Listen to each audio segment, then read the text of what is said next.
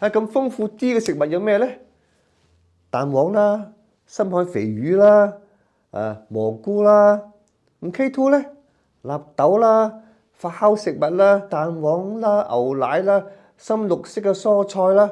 相信大家而家咧已經好清楚維他命 D 呢個陽光維生素對骨骼嘅重要啦。但係疫情過咗之後咧我就知道好多人咧都不再重視這個維生素啦。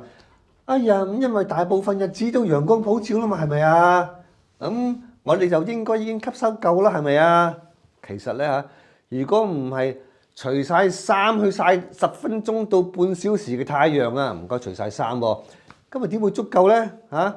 你曬長咗又怕傷皮膚，做美白都嚟唔切啦，所以就係咁嘅矛盾咯。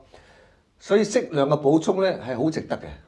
我嘅建議咧就係呢個叫做 Teso 嘅 D3佢係德國一個專用全天然材料公司嚟嘅噃，佢嘅 B 集嘅口碑咧都非常之好。